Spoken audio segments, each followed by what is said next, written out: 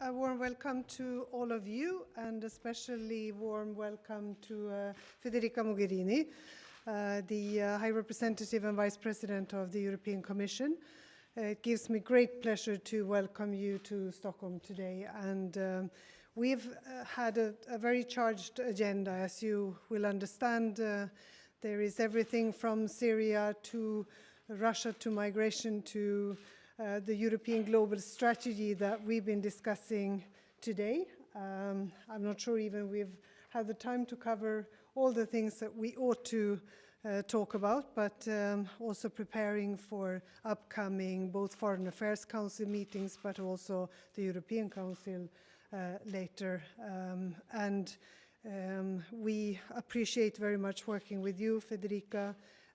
You know that we see, of course, the European Union, our most important foreign policy arena, and we are a loyal and active member of the European Union and will remain so. And that's why it is so important that we can have those bilateral meetings also and go through some of the issues that we have to tackle at the moment in a very worrisome world and situation as we have for the moment. So I was thinking maybe I'll stay with that and as an introduction, and then if you say something, Federica, and then we just invite for a few questions. Yes, thank you very much, Margot. I'll make it very short. Just to say that I am very pleased not only to be here in Stockholm, but also of our daily common work. You said it yourself, Sweden is not only an active and loyal part of the European Union, but one of the most active ones. And let me start by saying that not only working with you personally, with the Prime Minister, with the Defense Minister, with all the colleagues is a pleasure, but also it will be a pleasure and it will be very important, our common work as Sweden will take its seat in the UN Security Council next January, because you have a clear multilateral approach, and you have shown this very clearly also in helping us shaping the European Union global strategy. That was a lot of our discussions today about the implementation of the global strategy that we have just started together with all the member states, and this is part of the reasons why I'm making my visit here today to discuss not only with the government but also with parliaments and with the foreign and security policy community here in Sweden about how we move on the implementation of our new foreign and security policy in the European Union. We discussed at length, as you said, the situation in Syria, preparing our next Foreign Affairs Council on Monday, and obviously the European Council just a few days afterwards. I've also had the chance of discussing with the Prime Minister the state of play of the implementation of our policies on migration, the external part of it, the migration compacts that are in their implementation phase. Maybe I will stop here and allow for questions that I'm sure will help us cover the main issues we discussed. Thank you. Who would like to put a question? My name is Lars Larsson. I work for the Swedish news agency, TT. Mogherini, how would you describe, what's the state of play when it comes to the migration agreement between the EU and Turkey? Is it about to crumble, to break apart? As far as we see it, it's working. I was myself in Ankara the beginning of September to discuss not only this, but also a wide range of issues we have with Turkey. Our relations with Turkey do not limit themselves to the issue of refugees and migrants. We also discuss plenty of other things, including the situation in Syria, but also the Cyprus settlement issue. But as far as the agreement is concerned, for the moment it is holding, it is working for us.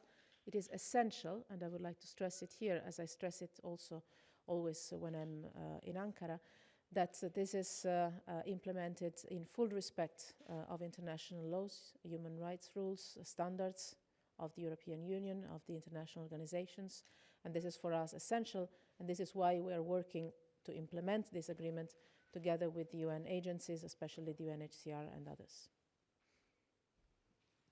Thank you. Hi, Erika Bjerström, Swedish television. Last week, we on Swedish television had a long interview with Vice General Secretary Jan Eliasson. He, of course, got the questions about the suspended talks between Russia and the US. And he passed on the question to you. He said, I really want to know now, what can the EU do? Now you have a Foreign Affairs Council coming up. So what is your sense what the EU maybe can do to help the halted process? And my second question is, could you please describe to us your thoughts and feelings looking at Aleppo and the humanitarian crisis we see there? Let me start by this, because the situation in Aleppo, not only in Aleppo, all over Syria, after a conflict that has gone on for far too long. Any conflict is even one day far too long. But in this case, we are really looking at a dramatic situation there. And this is why the European Union has put forward a proposal, an urgency proposal on the humanitarian side of the situation. We worked in this last weeks with UN agencies and international NGOs agencies to bring medical aid inside East Aleppo and allow medical evacuations of the wounded that are present in East Aleppo. I've talked about this not only with the UN Secretary General, also with another half-compatriot we share, Staffan de Mistura, the Special Envoy, but also I've talked about that with Sergei Lavrov and with Javad Zarif, the foreign ministers of Russia and Iran, to see if on the ground we can allow at least some humanitarian relief in Aleppo. Obviously, the European position is very clear. We would need a cessation of hostilities. We would need an unhindered humanitarian access all over Syria. We never accept humanitarian access to be conditioned to political or military evaluations. But with the images and the stories we hear from Aleppo, first and foremost, we have to act to bring humanitarian assistance in. So I still hope that even in the current stalemate from the political and the military point of view, some common ground in the international community to allow some humanitarian relief in Aleppo and around Aleppo will be possible. The words of Jan Eliasson, well, you have a very wise compatriot. Probably he was foreseeing already that the Security Council would have faced some difficulties, as it has indeed experienced over the weekend in finding common ground. To me, it has been very sad to see the Security Council in such a stalemate, and especially Russia using its veto on a resolution that was backed by so many members of the UN. It is indeed extremely important that we preserve the political space for dialogue and diplomacy. The European Union has been, from the very beginning last year, very supportive of the creation of the International Support Group for Syria, exactly because when we say that there is only a political solution to the crisis in Syria, we mean it. And if you mean that there is only a political solution, you have to create the political space for talks. This requires goodwill from all sides, and there are plenty of question marks about that in these days. But that also requires patience, I would say even stubbornness, and the European Union has proven to be resilient in this respect. So we are working to prepare, as you remembered, the Foreign Affairs Council, when I will discuss with the foreign minister some options that the European Union is studying. I will not anticipate that today, to try to facilitate that political space to be preserved. Because the worst possible thing that can happen now is that the political space for a political solution closes definitely, and the voice is only the one of the arms. This is something we cannot allow. I believe this is the same approach that the EU and for sure the United Nations share. And the EU is ready to do its part on the diplomatic and political channel, as well, as I said, on the humanitarian one that in these hours is the most urgent one. And last question. Yes, they're both connected. One question is about, we were talking about the Turkey deal before, and Turkey demand visa-free travel to Europe, and October was going to be a final date for them to have that. You describe it as working. So how will this be resolved? Is it going to be accepted with the visa for the Turkish citizens, or how do you foresee that? And also, I would like to know if Libya is going to be a possibility to have the same kind of deal with as Turkey, as I know Europe is hoping to get that kind of agreement with other countries as well. Is that ever going to be able with a country like Libya? Now, Libya is in a completely different situation than Turkey. In Libya, we have a security situation that is far from normal, and the work we're doing with Libya in this moment is, first of all, to try and support the institution building, the state building, I would say, in a country that is still very much divided. We are trying to support with all possible means Prime Minister Sarraj and also the unity of the country around institutions that can be recognized by all Libyans. This is the priority number one.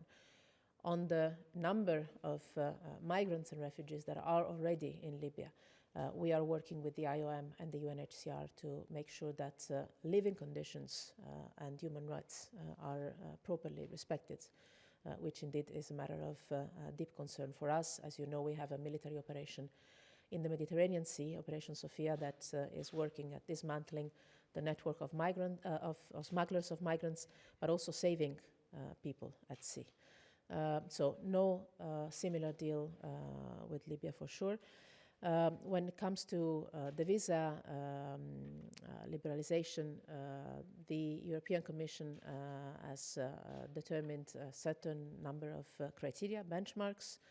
It has always been a merit-based process, as it is always for every country that negotiates visa liberalization regimes with the European Union. It is up to the Turkish authorities to see if, when, and how they would be ready to work to implement or meet these benchmarks. The benchmarks are there and are not going to change. So now we are in this process of discussion with the Turkish authorities. Obviously, the situation is not operating in a vacuum, in the sense that Turkey has faced a deep shock in the mid of July with the attempted coup. So obviously, also on their side, things require more time and more reflection when it comes to especially the need to change the anti-terrorist law. But again, the process is ongoing. Talks are constructive for the moment, but criteria will not be changed anyway. So the European citizens can be assured, and the Council and the member states in the Council also, that criteria will not be modified, and we have to make sure that they are all met before we go towards visa liberalization. But here you have a former commissioner that knows a lot. Okay, so maybe that's all for today. Thank you very much, Federica, and we will go on to a seminar. Yes. Arranged also by Utrikespolitiska Institutet, so I guess they're welcome there as well. Thank you. Thank you. Thank you.